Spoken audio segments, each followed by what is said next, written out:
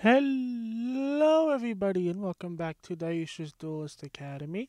I know it's been a long time since I said I'll do this, but today is the how to play Digimon card game video. Now, I'll leave a link to what I use on Tabletop Simulator in the description below. But today I will go over basically just the rough estimate of the rulebook that they currently have on Tabletop Sim. I checked; it's up to date. This one just has a bit more information and explanations. So, yeah, without further ado, let's get started. First things first. Cards.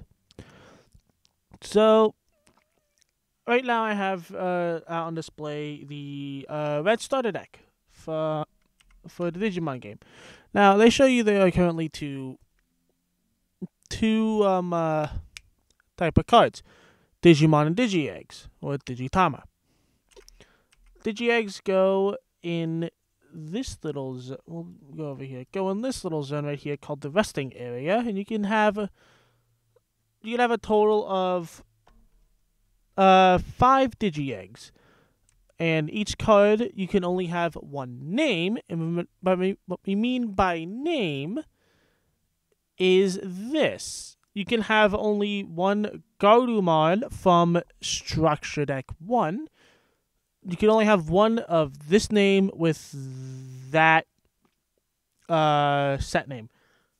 Most likely what we're going to do is you can't have only 4 copies of the same type of effect per card in the future if they ever do reprints, which I don't know. The game's still relatively new.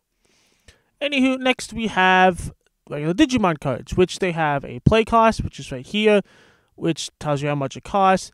This, which tells you how much it'll cost if you want to Digivolve, play this as a Digivolution instead.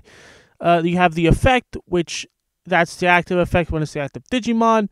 Digimon name, level, set, rotate, set, and all the other fun stuff. And then this one right here is the inheritable ability, which only works when this is a Digivolution source. Which means we'll go over that more once we go over Digivolving. And that's the power, which, like Vanguard, when playing, it's easier just to drop the last 3 zeros because it never goes lower than 1000 DP. So we just say attack for 1, attack for 6. Some got, plus they have it highlighted in bright bigger numbers, so works. Next we have the Tamer cards, which they also have the play cost, but Tamer cards have something different. They have security effects, which happen with right here with security. More on that a bit later. Actually, I can probably go over it right now. In Digimon, you start the game off. Does it tell you how to start the game first? No, it goes over there. Alright, so first things first, you have a deck of 50 cards, no more, no less, and a Digitama deck of 1 to 5. Then you have the security, which you start when beginning a game of Digimon. You shuffle your deck in Digitama deck. You then take the top 5 cards and put them face down in security. Security is basically your defense. Once your security is gone, you are not dead, but the next attack directed towards you is the end of the game. So certain cards, like option cards and tamer cards, have security effects that activate when they are revealed during a security check, when your opponent attacks you. Most of this one's example is play this without activating its effect. Play this without paying the cost. And Terra Force is activate the main ability, which is right there, which is what the effects they do. But yeah, it's like I said, name, security effect, all the other fun jazz. But yeah. Next is the field, which it goes over basically what I just said. Deck area, trash when you use cards. These are special to this because they make it so it's scripted. You don't have to do much. Memory, which is right up here, which I can go over. It's basically, this is a shared resource between you and your opponent that dictates a lot. More over that in a bit. Next is, here we go. the decks. You get all that. But like I said, you shuffle your deck, figure out who goes first, then you draw 5 cards to your hand, and you start the memory count at 0. Player who goes first does not draw a card their beginning turn. It goes under the way of active phase. You basically unsuspend, you draw a card, then you can either... That's basically this. Player who goes first does not draw a card. Then we get to the raising phase, which you either hatch a Digimon or hatch a Digi-Egg, move a Digimon from your raising area to the battle area, or just skip the main phase. Also, any when played effects don't happen.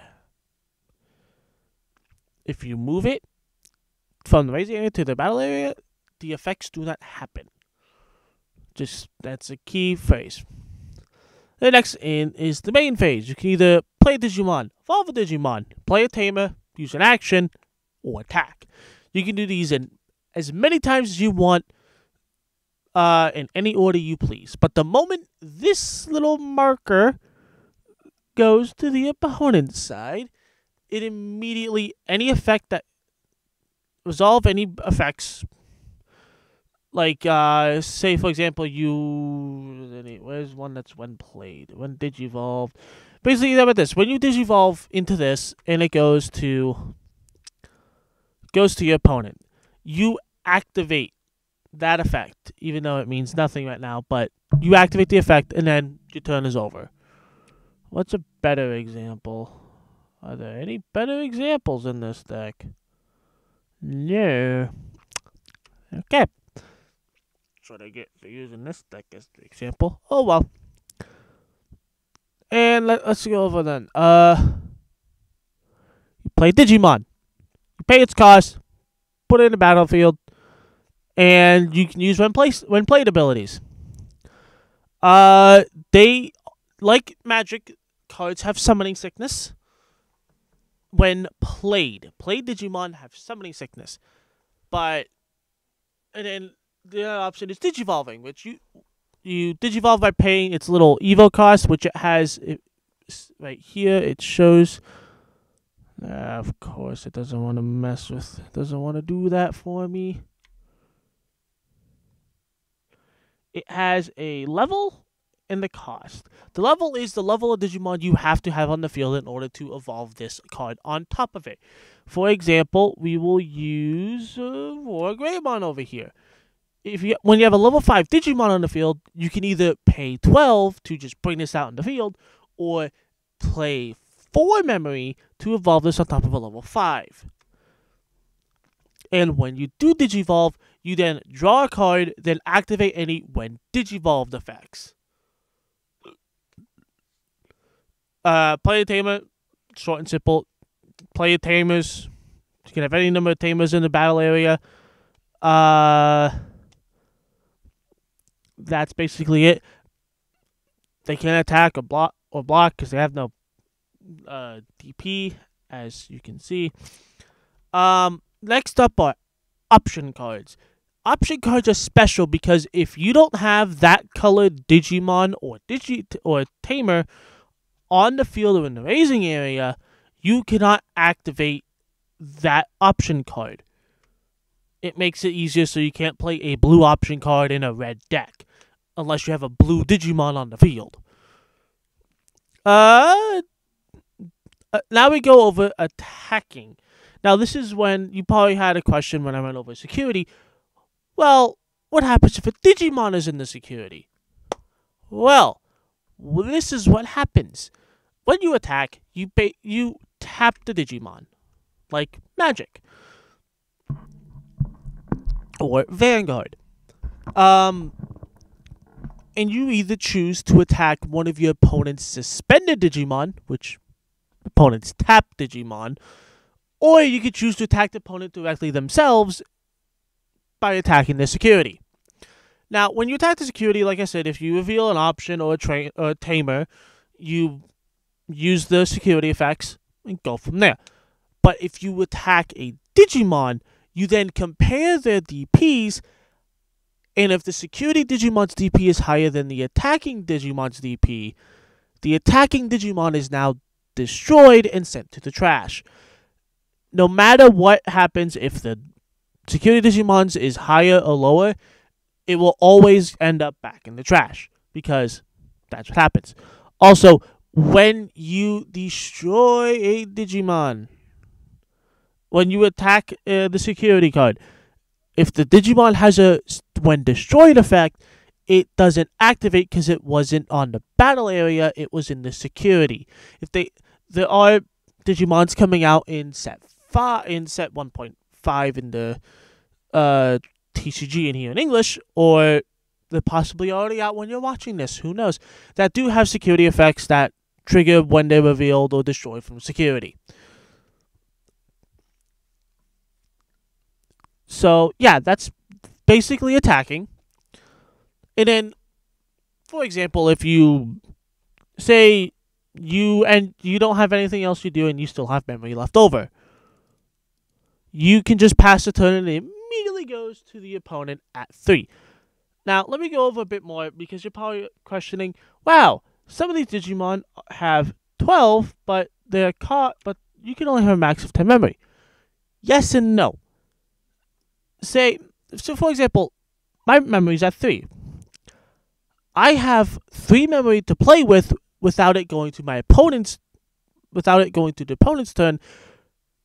But if I need to, I have a total of 13 memory max to play with. So if I just wanted to hard play this War Greymon, I bring this over to 9 memory to my opponent, smack this on the field, and it is now my opponent's turn. But you are not limited to the amount of memory you currently have, because you can be at 0 and then use a bit more. But remember, the moment it turns to your opponent's side for memory, your turn is over.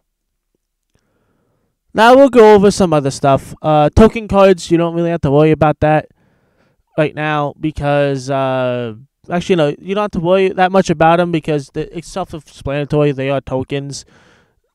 It's basically it.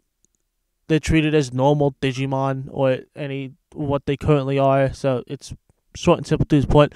Diaboromon is currently the reason why tokens are a thing, but that's basically it.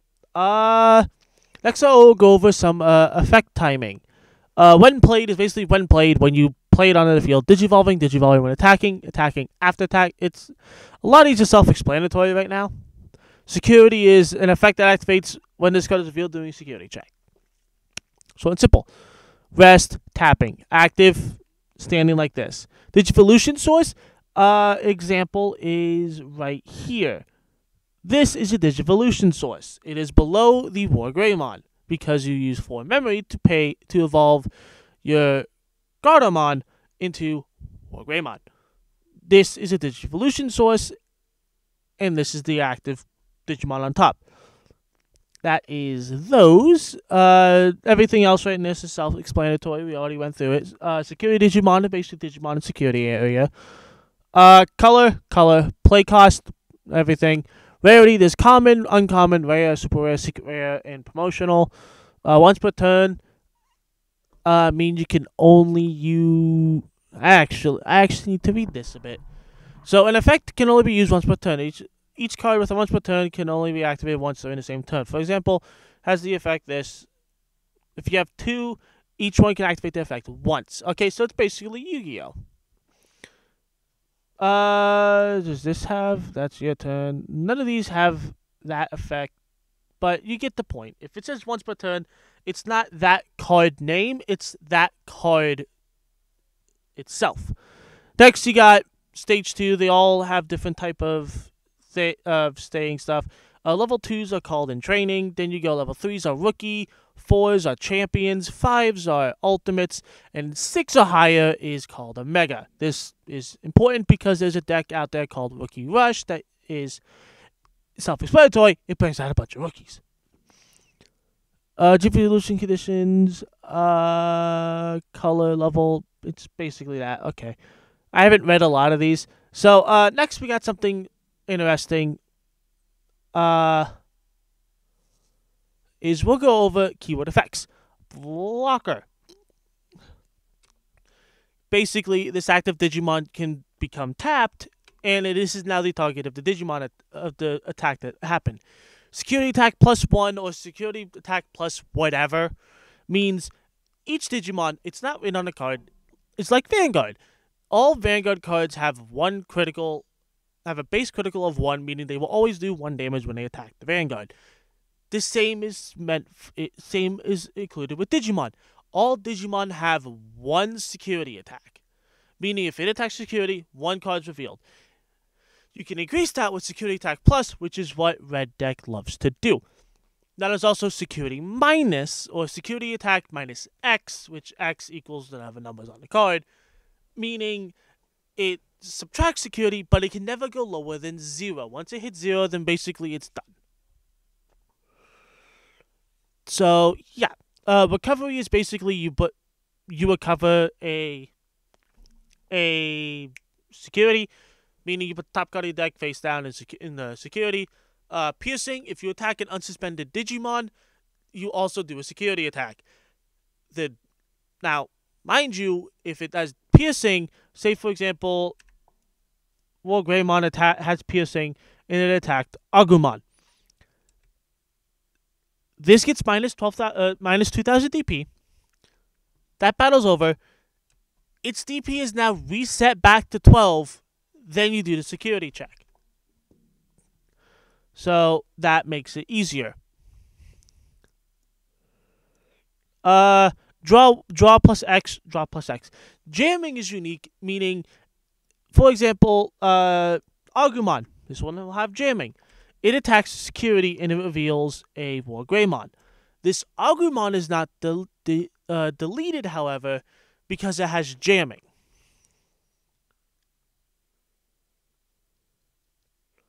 So basically, it doesn't prevent security checks, so security effects, so they will still happen. But this jamming basically means this Digimon cannot be destroyed by opponent's effects. Download?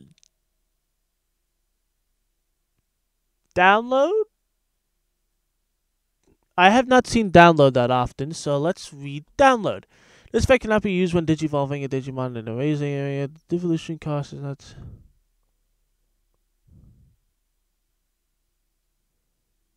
Okay, so basically download means it reduces the digivolution cost for the Digimon. Reboot means during your opponent's active phase, this Digimon becomes active. De-digivolve means you de-digivolve, but it cannot go lower than level 3. It cannot because you cannot have Digi-Eggs on the field because they have no DP. So basically level 3 or lower. Vengeance, it's Death Touch for you Magic players, but for people who don't know what Death Touch is, basically when this card is destroyed, when the DP is reduced to 0, if it was the target of an attack, the Digimon that also attacked it is destroyed as well. So if Agumon has Vengeance attacks War Greymon, Agumon's destroyed, but it takes War Greymon down with it. That's basically it for this. If you have any more questions, feel free to let me know. That's basically the end of the explaining part of the video. So after this, we will also have a match that I will be post-commentating between me and Justice. And yeah, also note the one play effects do not happen when they are digivolved because they're not being played. They're digivolved. Me and if there's one of you now, me and Justice might have forgotten that or didn't understand that when we were playing the game. But hey, now you know. But yeah, if you like more videos like this, let me know. I will try to do more. I'm trying to do as much as I can for the channel. So, yeah. See you guys next time.